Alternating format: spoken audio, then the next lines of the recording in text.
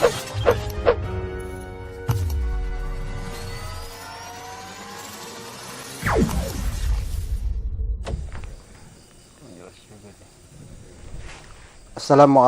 warahmatullahi wabarakatuh.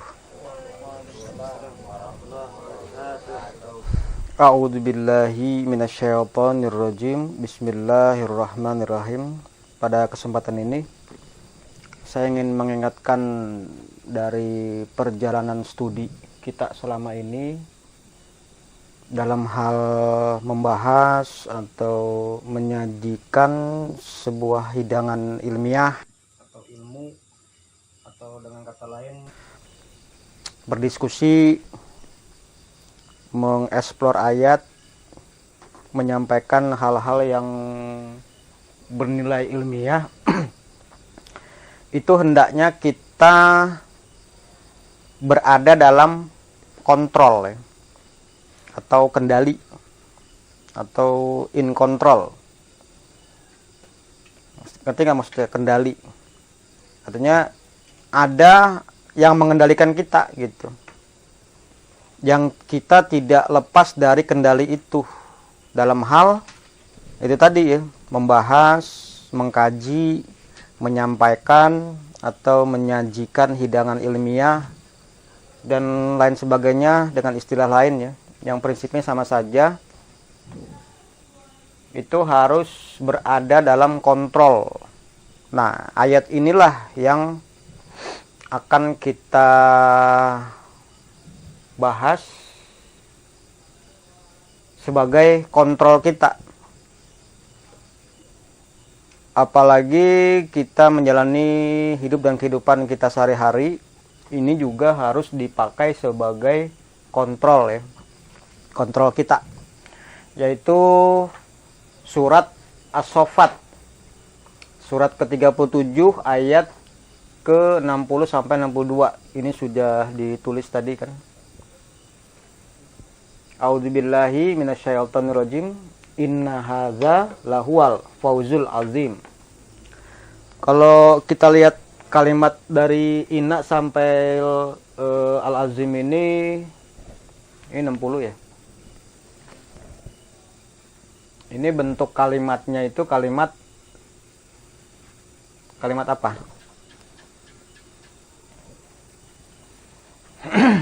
Kalimat kata benda. Kalimat itu ada 3. Kalimat kata benda, kalimat campuran, kalimat kata kerja. Kalau kalimat kata benda, unsur-unsurnya itu pokok dan keterangan kalimat. Kalimat campuran juga unsur-unsurnya pokok kalimat dan keterangan kalimat. Kalimat kata kerja, unsur-unsurnya subjek dan keterangan kerja minimal. Kalau kalimat kata benda itu dia katanya, tiap-tiap kata itu kata benda semua. Artinya tidak ada kata kerjanya ya. Nah, ini kalimat apa? Ada kata kerjanya nggak? Ada. Mana?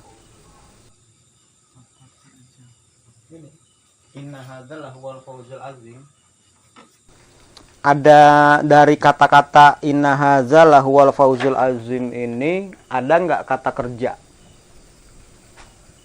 yang bentuknya kata kerja? Kalau ini pengkamusannya, maksudnya ini loh.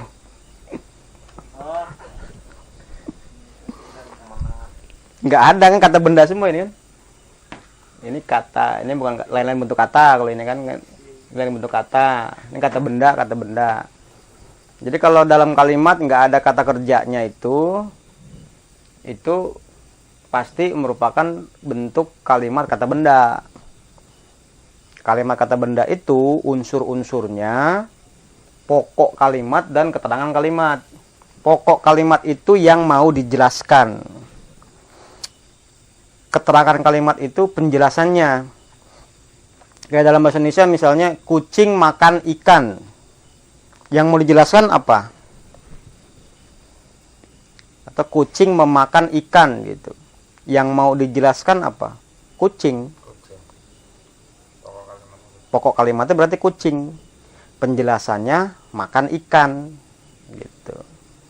Jadi pokok kalimat kucing, keterangan kalimat makan ikan gitu. Kalau di atas lemari itu keterangan, nanti keterangan tempat bisa, keterangan tujuan bisa gitu. Kalau dibikin kalimat selanjutnya. Jadi pokok yang harus diingat itu, pokok kalimat itu adalah yang mau dijelaskan. Keterangan kalimat adalah penjelasannya gitu. Jangan lupa lagi nanti ya, ditanya nanti diem lagi nanti. Nggak nyaut. Nah, pokok kalimatnya apa di sini? Ini ya. Ini pokok. Sisanya keterangan. Keterangan kalimat. Ya. Keterangan kalimat pun nanti bisa dibagi lagi, pokok lagi, keterangan lagi nanti itu. Ibarat organisasi itu ada kepalanya, ada badan, ada tangan, ada kaki gitu.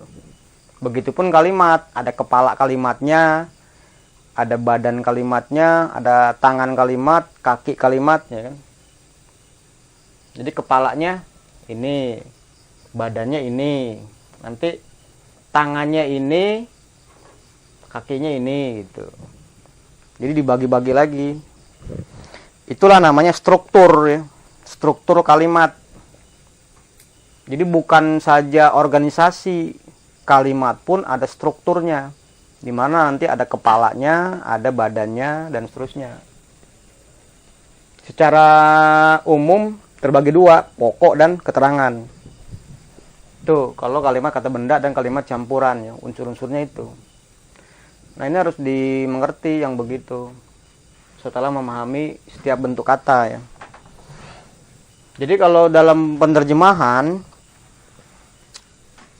keterangan kalimat itu menjelaskan pokok ya, fungsinya. Fungsi keterangan kalimat itu menjelaskan pokok. Pokok kalimat yang mau dijelaskan itu fungsinya. Bisa nangkap nggak maksudnya? Itu teori-teori begitu memusingkan kan sebenarnya. Makanya kadang kita nggak usah banyak teori, langsung praktek aja ya. Praktek. Tapi kalau langsung praktek juga nggak ngerti teori juga, ini juga nanti susah juga gitu. Ya pelan-pelan aja lah, tapi terus gitu. Ya. Haza itu kata penunjuk dekat ya. Jadi fungsinya penunjuk dekat. Kalau zalika penunjuk jauh itu. Kalau haza ini berarti yang di dekat ini gitu. Bisa kalimat berikutnya, bisa ayat berikutnya gitu. Sesungguhnya ini. Nah, ini kan keterangan kan? Berarti adalah benar-benar fauzul azim. Fauzul itu dari faza yafuzu. Fauzan artinya menang. Menang itu kata kerja apa kata benda? Menang. Kata kerja. Kalau kata bendanya berarti dalam bahasa Indonesia apa? Kemenangan. Ini ya. Al-fauzu. Ini kata benda, maka penerjemahannya kata benda juga. Kemenangan atau kesuksesan. Kalau ini mewakili kata kerjanya gitu. Pentasrifan ini mewakili keseluruhan ya. Ada 10, tasrif 10. Faja, yafuzu, fauzan, dan seterusnya, faizun. Nah, ini al-fauzu, kesuksesan atau kemenangan. Jadi, sesungguhnya ini, laknya lak penegas. Ya. Fungsinya menegaskan kalimat sesudahnya. Atau kalimat sebelumnya ditegaskan oleh kalimat berikutnya gitu. Oleh la. Gitu. Sesungguhnya ini adalah benar-benar kemenangan al-azim. Dari azuma ya'zumu azomatun. Kalau nulis masdar dia harus begini ya. Kalau penulisan dia berdiri sendiri atau dalam pentasrifan dia dalam bentuk masdar, dia harus biasakan patah tanwin. Kalau dia berdiri sendiri tidak ada yang menyebabkan, kembali ke bentuk marfu, domah seperti ini. Ini kan nggak ada yang menyebabkan. Ini juga nggak ada kan. Maka ditulis selalu domah. Kalau masdar ditulis patah tanwin. Gitu ya. Kayak ini kan masdar. Ini tidak ada yang menyebabkan di kalimat sebelumnya. Nggak ada kalimat sebelumnya. Makanya ditulis domah. Selalu domah kalau tidak ada yang menyebabkan. Ya. Bukannya dia domah tanwin, nanti diketawain nanti. Nah ini kan kayak gini kan, patah tanwin, masdar kan. Berarti al-azimu nggak ada di sini ya. Pelaku musabahum balaghah yang maha besar atau besar saja juga bisa. Yang besar gitu. Kemenangan yang sangat besar. Kemenangan yang besar, yang agung. Nah ini kan masih dalam konteks menunjuk ini ya. Ini itu bisa dilihat di kalimat berikutnya, yaitu limithli hadza. Tapi masih ini juga di sini, masih menunjuk ini juga, ya. Ini yang mana itu dari kalimat berikutnya nanti. Bagi mislun nih apa? Mislun. Misal. Ya sudah menjadi bahasa Indonesia ya, misal. Atau kalau perumpamaan. Perumpamaan atau permisalan kalau mau dimirip, kalau mau dibikin ditulis sebagai dekat dengan aslinya, permisalan gitu atau misal gitu. Kalau permisalan itu berarti bukan yang sesungguhnya ya. Perumpamaan bukan yang sesungguhnya, kayak saya seperti, misalnya saya seperti belut gitu. Jadi dalam mengartikan nanti bukan yang sebenarnya dalam arti fisik, saya fisiknya seperti belut gitu. Tetapi cari hubungan persamaannya antara belut dengan saya. Dalam hal apanya? Misalnya ketemulah hubungan persamaannya sama-sama licin. Ya kan? Saya licin di lapangan main bola, belut badan yang licin. Tapi ada hubungan persamaan. Ada persamaannya, yaitu sama-sama licin gitu. Kayak manusia seperti anjing. Jangan dicari persamaannya fisiknya, tetapi cari hubungan persamaannya yang mempunyai sifat yang sama. Misalnya sama-sama menyukai tempat yang kotor gitu. Berarti dalam hal itulah hubungan persamaannya yang mau dijelaskan di situ gitu. Bisa dipahami nggak maksudnya? Ini kalau memahami ini ya, ini namanya bentuk ungkapan atau bentuk perumpamaan. Tetapi dia secara langsung.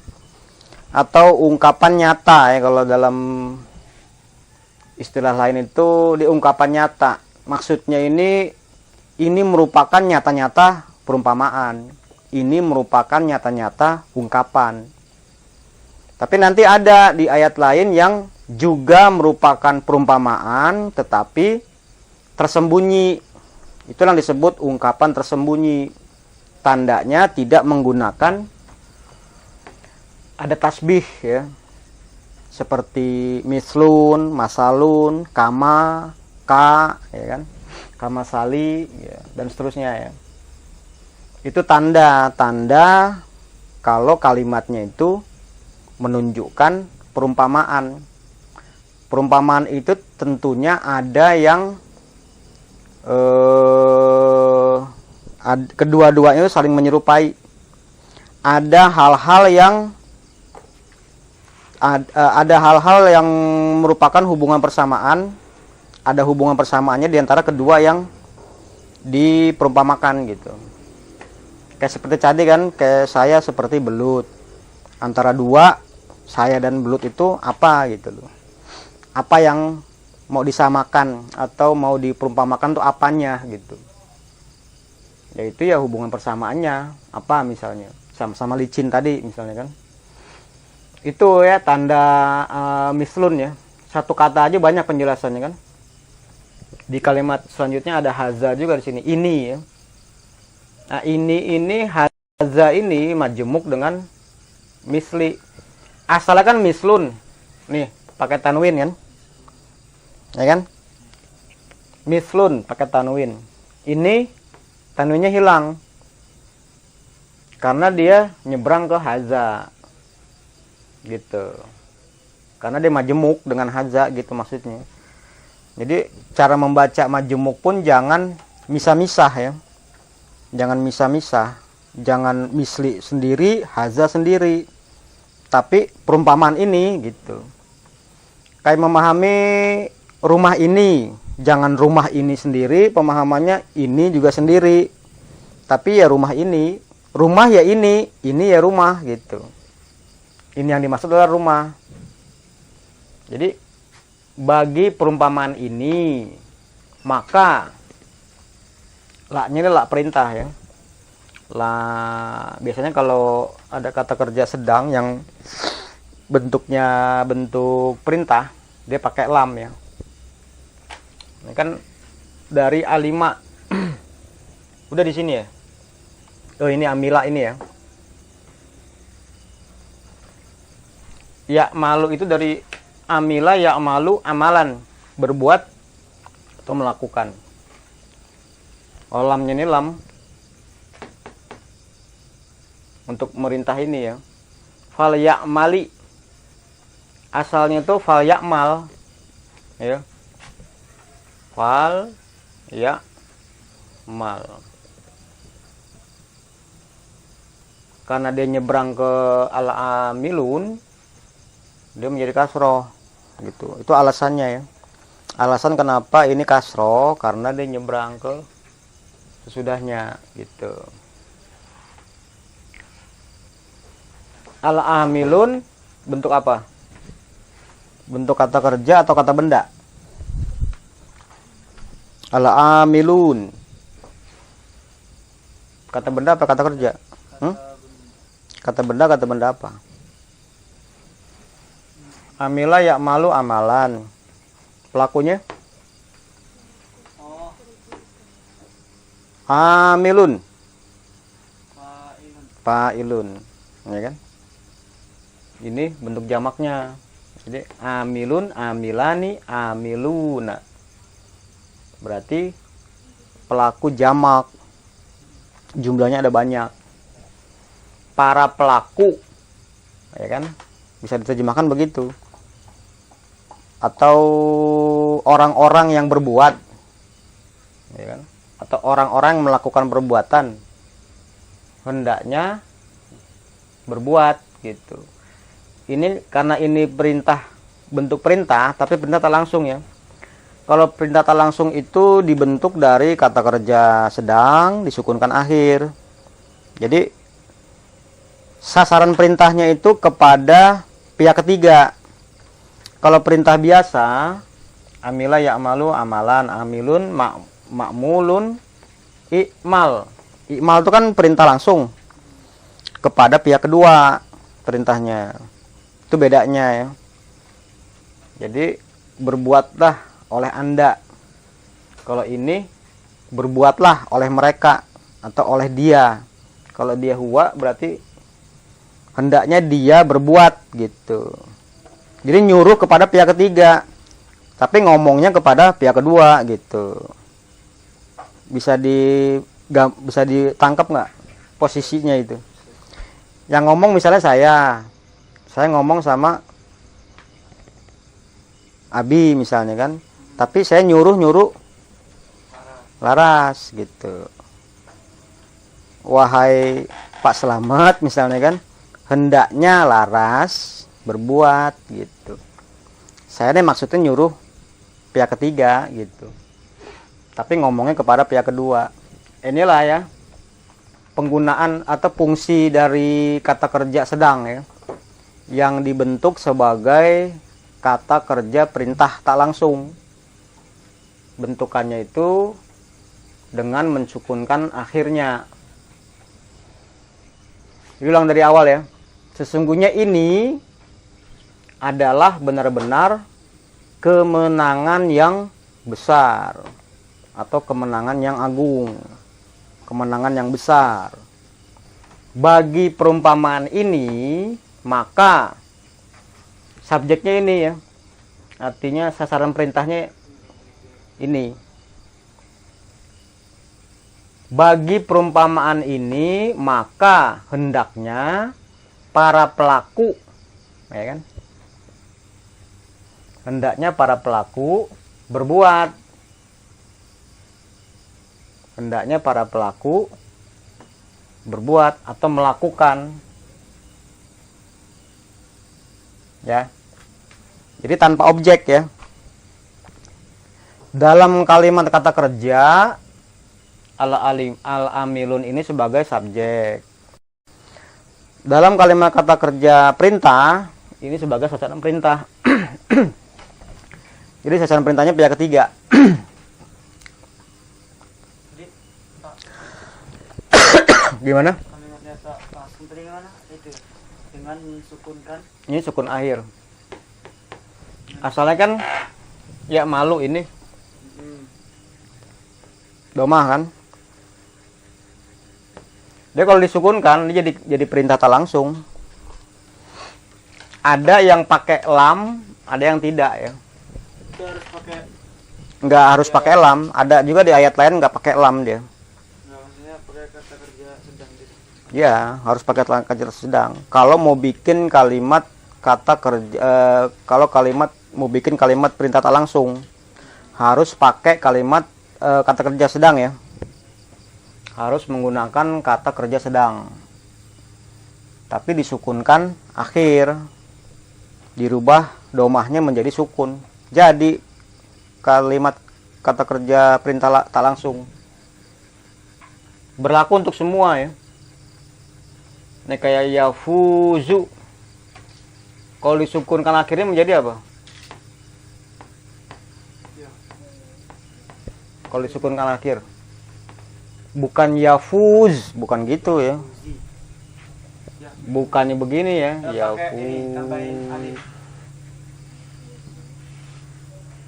Bukan begini karena dia kan buduk tengah. Dia menjadi begini aja, yafuz. Gitu. Kalau yafuz ini nyambung atau nyebrang ke alif lam kayak itu, yafuzil gitu. Yafuzil misalnya yafuzil amilun gitu kan. Ini jadi kasroh karena nyebrang. Gitu.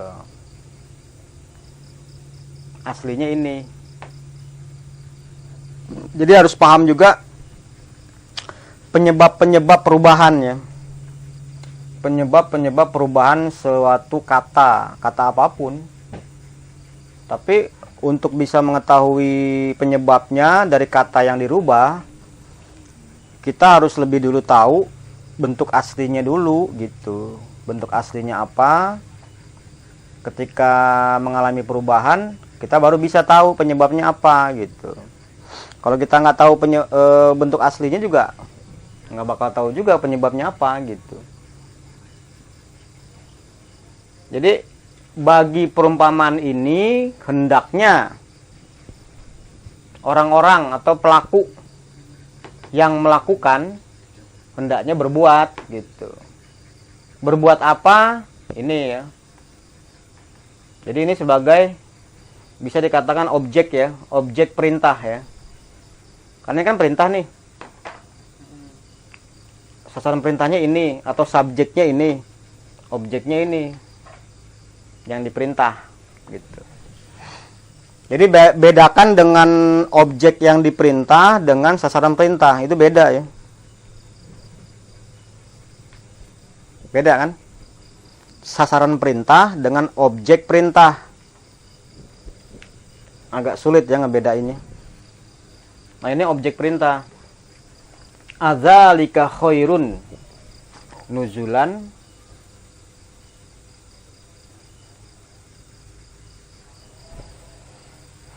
am syajaratuz zakum. A itu apakah? Berarti di sini mengandung bisa pertanyaan, bisa maksudnya pilihan ya. Apakah itu khairun nuzulan ataukah syajaratuz zakum? Khairun itu apa? Lebih baik. Ya. Nuzulan, nuzulun artinya to'amun zul barokah, hidangan yang mengandung kemakmuran. Sudah pernah disampaikan al barokah itu adalah sama dengan an-nama'u wa ziyadah. An-nama'u itu pertumbuhan, az-ziyadah itu penambahan, sama dengan kemakmuran. Jadi ruang lingkup kemakmuran itu ada pertumbuhan, ada penambahan. Itulah yang disebut berkah ya. Al-barokah. Ini kalau dikaji juga panjang ya. Sering kan orang mengucap mudah-mudahan berkah ya kan. Tapi nggak pernah tahu berkah itu apa gitu. Bener nggak? Jadi kalau kita ngasih duit sama orang itu mudah-mudahan berkah gitu. Wah, insya Allah berkah gitu. Tapi berkah itu apa kan nggak dipahami. Berkah itu apa gitu. An-nama'u wa ziyadah, pertumbuhan dan penambahan ya. Kalau mau dihubungkan ya, al-barokatu sama dengan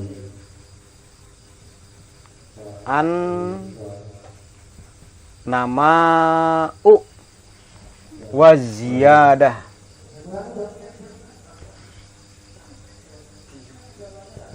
Wa ziyadatu, ini pertumbuhan, ini penambahan.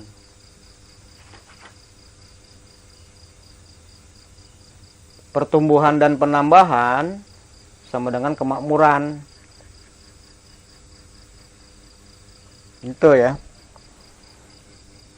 Itu kenapa al-barokah diartikan kemakmuran. Di kamus itu an-nama'u wa ziyadah, pertumbuhan dan penambahan. Itu yang disebut makmur itu ada nilai tambah, ada nilai tumbuh. Itulah yang disebut makmur, kemakmuran. Nah ini nuzulun ini to'amun zul barokati, makanan atau hidangan yang mengandung berkah, kemakmuran gitu ya. Itu nuzulan. Ini posisinya dalam posisi kalimat tamyiz ya, ukuran patahnya ini patah tamyiz, jadi mumayaz, yang diukur. Lebih baik, apakah itu yang lebih baik diukur dari ini nuzulun, diukur dari hidangan yang mengandung kemakmuran gitu. Ataukah sajaratun, sajaratun itu pohon, zakum itu nama pohon, dia bentuk majemuk ya, pohon zakum. Nanti apa itu zakum, nanti di ayat lainnya ada ya. Di pertemuan selanjutnya insya Allah nanti dijelaskan. Ini aja. Sementara yang harus kita pahami sementara ini pilihan ya. Am ataukah. Ini positif, berarti ini negatif. Itu yang sering saya sampaikan, itu dalam Al-Quran itu banyak dalam satu ayat ada kalimat dikotomi ya. Kalimat yang saling bertolak belakang. Dikatakan Al-Quran saling bertolak belakang, ya isinya memang saling bertolak belakang. Menjelaskan, bukan berarti Quran itu tidak konsisten ya. Gitu. Tapi Quran ini maksudnya menjelaskan kedua-duanya gitu loh. Yang hak, batil, nar, jannah, syar, khair, dan seterusnya, nur, zulumat gitu. Itu namanya kalimat dikotomi gitu.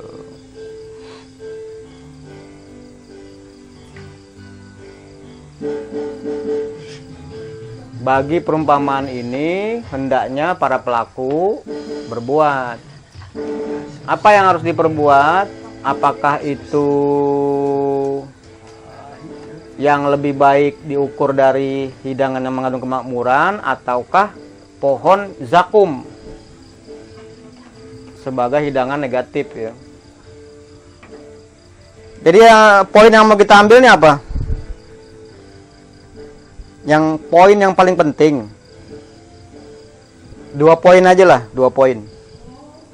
Yang pertama, secara keseluruhan ayat ini menjadi kontrol ya, menjadi kendali dalam hidup kita, bahwa hidup ini nih selalu berpasangan, ada 2. Dan makanya poin kedua itu, khairun nuzulan am sajaratuz zakum ini tetap sama-sama menjadi objek perintah gitu. Yang memerintahkan siapa? Allah kan? Kepada siapa? Kepada orang-orang mukmin. Ini Orang-orang yang berbuat. orang berbuat siapa aja, mau mukmin, mau kafir, Ya, semua itu orang di muka bumi. amilun gitu. Perbuatannya apa yang harus diperbuat? Ini mau berbuat baik atau berbuat buruk. Makanya kan aneh kan kalau kita menjelaskan Allah itu memerintahkan kedua-duanya. Memerintahkan buruk, memerintahkan baik, itu Allah semua memerintahkan. Mana dasarnya ini? Makanya ini kan saya bilang kan kontrol. Ini sebagai kontrol dari setiap ucapan kita itu, jangan lepas dari itu, bahwa perintah baik dan buruk itu datang dari Allah ya. Jadi jangan nanti semua dari manusia. Semua itu dari Allah. Perintah baik dan perintah buruk semua dari Allah. Allah yang memerintahkan. Yang membedakan cuma satu, ridho. Itu yang beda. Izin dua-duanya. Mau berbuat baik diizinkan, mau berbuat buruk diizinkan. Mau berbuat baik diperintah, mau berbuat buruk pun diperintah. Yang membedakan cuma satu, ada yang diridhoi, ada yang tidak gitu. Clear kan masalah kan? Ini buktinya. Ini objek perintah ini. Ini perintah bukan? Perintah tak langsung. Perintah kepada al-amilun. Siapapun pelaku perbuatan hendaknya berbuat. Berbuat apa? Apakah itu yang lebih baik diukur dari hidangan yang mengandung kemakmuran, positif, ataukah sajaratuz zakum sebagai hidangan negatif? Nanti kita bahas yang zakumnya ini nanti insya Allah ya kalau pertemuan berikutnya. Itu poinnya ya. Poin yang harus kita tangkap bahwa itu tadi, perintah itu ada 2. Perintah baik dan perintah buruk. Dan semuanya itu diperintahkan oleh Allah. Konyol nggak maksudnya itu? Konyol ya. Kok Allah nyuruh berbuat buruk juga gitu. Dia sudah berbuat, tapi berbuatnya yang benar dong. Kalau mau benar sekalian, kalau mau buruk sekalian gitu. Jangan setengah-setengah gitu. Tau nggak setengah-setengah? Dibilang baik tapi buruk, dibilang buruk tapi ya maunya baik gitu. Itu setengah-setengah namanya. Kalau mau jadi mukmin yang setengah-setengah kan berarti kan harus memenuhi perintah, salah satunya yang paling penting utlu atau waratilil Quran tartilan. perintah memahami Al-Quran. Itu harus dilaksanakan karena itu perintah gitu. Perintah masuk dalam khairun nuzulan. Jangan yang perintah dalam sajaratuz zakum. Sajaratuz zakum. Ya, bisa ditangkap kan maksudnya kan? Ini kontrol ya. Jadi nanti jangan nyala-nyalain siapa lagi gitu loh. Mau masuk ke perintah yang mana gitu. Kalau mau ini ya ikutin. Wa'lamu anna fikum Rasulullah. Ya, lau yuti'ukum fi kasirin minal amri la'anittum. Sesungguhnya itu Rasul dalam kehidupan kalian itu ada sunnah Rasul. Kalau saja dia sunnah Rasul itu menaati kalian, tentunya kalian pasti akan berada di dalam kesusahan. Ya.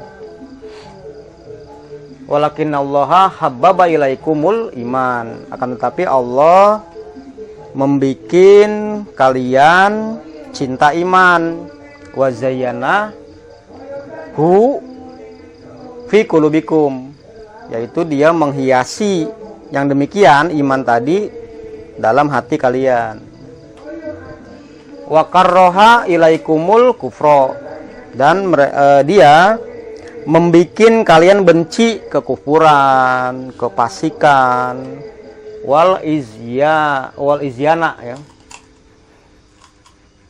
Itulah ulaika humur rasyidun. Orang yang berpedoman itu seperti itu. Nanti di pertemuan berikutnya nanti dibahas kalian itulah. Jadi jangan dibalik. Jangan Rasul taat kepada kita gitu. Ya. Tapi kita mentaati atau menaati sunnah Rasul.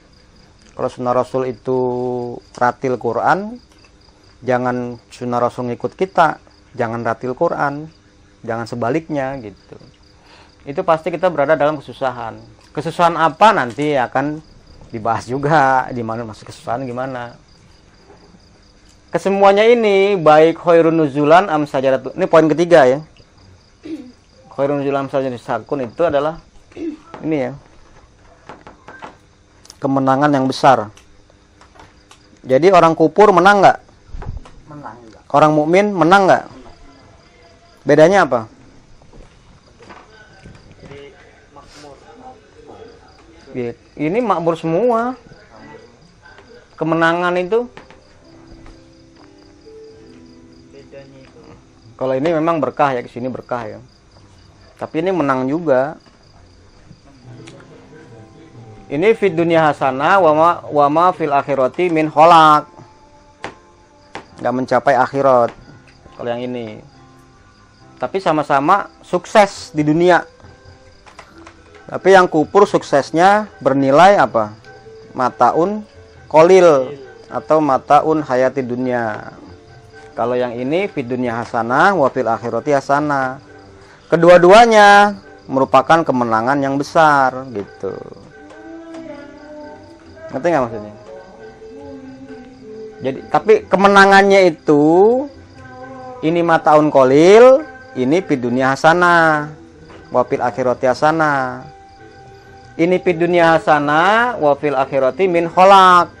Wa ma fil akhirati min kholak gitu. Enggak ada di akhirat. Gitu. Di dunia aja dia sukses. Kan sukses ini. Mana ya? Nih, al-fawzu sukses. Menang sukses ya kan? Itu poinnya itu. Nah ini sebagai kontrol ya. Jangan lupakan ini gitu loh. Dalam setiap membahas ayat, ini harus dibawa terus pemahaman ini. Gitu. Mau memahami ayat Maliki Yaumiddin harus mengandung ini juga gitu. Maliki Yaumiddin itu harus ada ininya. Gitu. Kalau malikinya kan Allah. Yaumuddinnya berarti yaumuddin khairun nuzulan, yaumuddin sajaratuz zakum. Harus dibawa dia. Setiap ayat harus ada ini gitu, sebagai kontrol ya. Secara umum seperti itu. Jadi kita nggak salah tafsir gitu. Nggak salah tafsir. Saya rasa itu ya bisa dipahami ya kira-kira. Kontrol ya, kendali. Bisa. Ya. Itu fauzu. Hmm? Yang itu loh. Al-fauzu. Ya. Kurang kritik ya. Nuzulun, sajarotun, pohon. Pak yang ini ya Pak. Hmm? Ada lika. Biasanya kan kalau misalkan pertanyaan itu kalau sambil belajar bahasa Arab itu ayatnya itu Pertanyaan. berdiri. Ada lika itu. Maksudnya gimana? Apakah? Nah gitu. Dia pakai hamzah. Kalau hamzah kotok dia pakai Bukan Hamzah. Hamzah. Hanya tuh ini loh. Alif pada A berdiri. Ini harokatnya itu. ini. Iya. Enggak ada. Dia miring gini, pendek. Apakah kan? Iya. Apakah kan? Apakah itu pendek? Cuman dia pakai hamzah koto aja di sini. Dia kalau dia diputus pakai koto, hamzah koto namanya. Kalau dia bisa nyebrang, dia nggak pakai ini. Kalau bisa diseberangi oleh dari kalimat sebelumnya ke kalimat sesudahnya, dia nggak pakai hamzah koto, namanya hamzah wasol namanya itu. Ada lagi? Udah Saya rasa itu ya. jelas. Jelas apanya? Iya. Ini kalimat apa? Hah? Kalimat kata benda, ya kan? Unsur-unsurnya pokok kalimat dan keterangan kalimat. Nanti diulang lagi. Minggu depan ekspor seperti tadi ya, bisa kan? Harus konsisten kan, bilang tadi jelas kan, bisa kan? Iya. Maksudnya lalu lah. Yang maksud bukan. Yang jelas itu ini. Bukan. Apakah ini kalimat kata tanya, tetapi pertanyaan itu tidak harus dijawab. Tidak harus selalu dijawab pertanyaan. Kayak afala ta'qilun. Apakah kalian tidak memahami? Apakah kalian tidak berakal?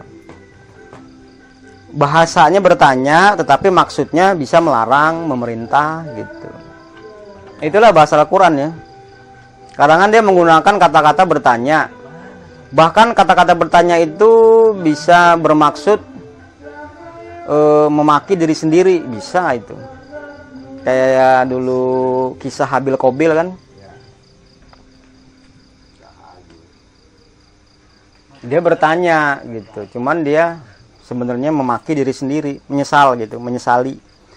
Kenapa ya, kok saya nggak bisa ya? Kan bertanya itu. Sebenarnya kan memaki diri sendiri, nyesel gitu. Kenapa saya nggak bisa seperti itu ya gitu, nyesel. Tapi bahasanya bertanya.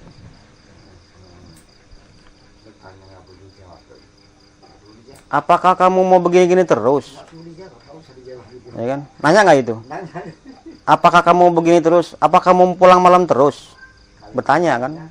Tapi maksudnya melarang. Jangan pulang malam terus gitu maksudnya. Nah itu sebenarnya udah dipakai bahasa sehari-hari. Dari Quran sebenarnya ngambilnya itu. Saya rasa itu ya. Jadi kalau ada pertanyaan lagi silahkan.